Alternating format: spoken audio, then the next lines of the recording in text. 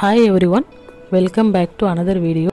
இன்னைக்கு ரொம்ப சிம்பிளான பன்னீர் கிரேவி எப்படி செய்யறதுன்னு பார்க்கலாம். இந்த ரெசிபி செய்யறதுக்கு ஒரு பேன்ல ஆயில் ஆட் பண்ணிக்கலாம். அண்ட் நான் கொஞ்சமா பட்டர் ஆட் பண்ணிக்கிறேன். இது வந்து ஆப்ஷனல் தான். இன் கேஸ் உங்ககிட்ட பட்டர் இல்லனா நீங்க வந்து ஸ்கிப் பண்ணிடுங்க.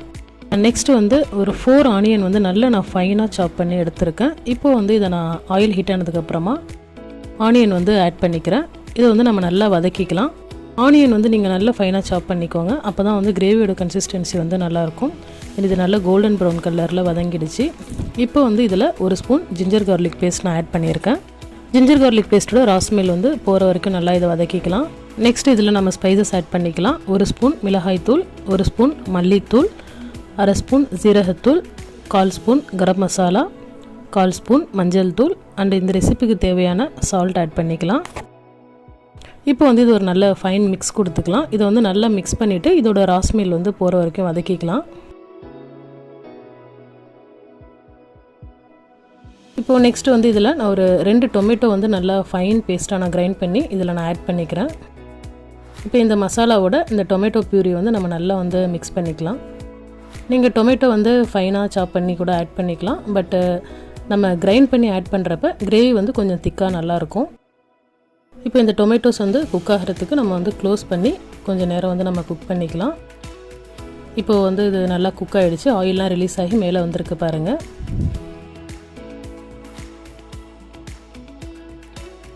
இப்போ வந்து இதில் நான் ஒரு 1/2 கிளாஸ் நான் வாட்டர் ஆட் பண்ணிக்கிறேன். இது வந்து நம்ம நல்லா மிக்ஸ் பண்ணிக்கலாம். தென் இந்த வாட்டர் வந்து பாயில் ஆனதும் நம்ம வந்து கட் பண்ணி வச்சுருக்கிற பன்னீர் க்யூப்ஸ் வந்து நான் ஆட் பண்ணிக்கலாம். நான் வந்து 200 கிராம்ஸ் ஆஃப் பன்னீர் எடுத்திருக்கேன். அதை வந்து சின்ன சின்ன க்யூப்ஸாக கட் பண்ணி இப்போ இந்த கிரேவியில் வந்து நான் ஆட் பண்ணிக்கிறேன். பன்னீர் குக் ஆகிறதுக்கு ரொம்ப டைம்லாம் எடுக்காது. இது ஒரு 5 மினிட்ஸ் வந்து இதில் பாயில் ஆனாலே போதும். நம்ம பன்னீரில் வந்து இந்த கிரேவியோட ஃப்ளேவர் இறங்குறதுக்காக கொஞ்சம் நேரம் நம்ம க்ளோஸ் பண்ணி குக் பண்ணிக்கலாம். இப்போ பாருங்கள், சூப்பராக குக் ஆகிடுச்சு. ஆல்மோஸ்ட் இந்த ரெசிபி வந்து இப்போது ரெடி ஆகிடுச்சு. நம்ம சேனலில் ஆல்ரெடி பன்னீர் பட்டர் மசாலா ரெசிபி கூட நான் வந்து அப்லோட் பண்ணியிருக்கேன். டிஸ்கிரிப்ஷனில் அண்ட் ஐ கார்டில் நான் லிங்க் கொடுக்குறேன். டெஃபினட்டாக செக் பண்ணி பாருங்கள். தென் இதில் இப்போ நான் கொஞ்சமாக கசூரி மேத்தி க்ரஷ் பண்ணி ஆட் பண்ணியிருக்கேன்.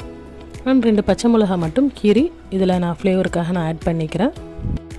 அண்ட் இந்த ரெசிபி சப்பாத்தி, ஜீரா ரைஸ், நான், பரோட்டா இது எல்லாத்துக்குமே வந்து ஒரு அல்டிமேட் காம்பினேஷனாக இருக்கும்.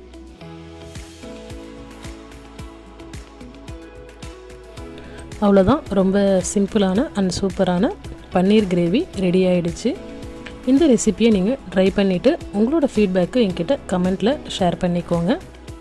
அண்ட் இது மாதிரி சிம்பிளான ரெசிபீஸ் அண்ட் இன்ட்ரெஸ்டிங் vlogsக்கு நம்மளோட சேனலை சப்ஸ்கிரைப் பண்ணிக்கோங்க.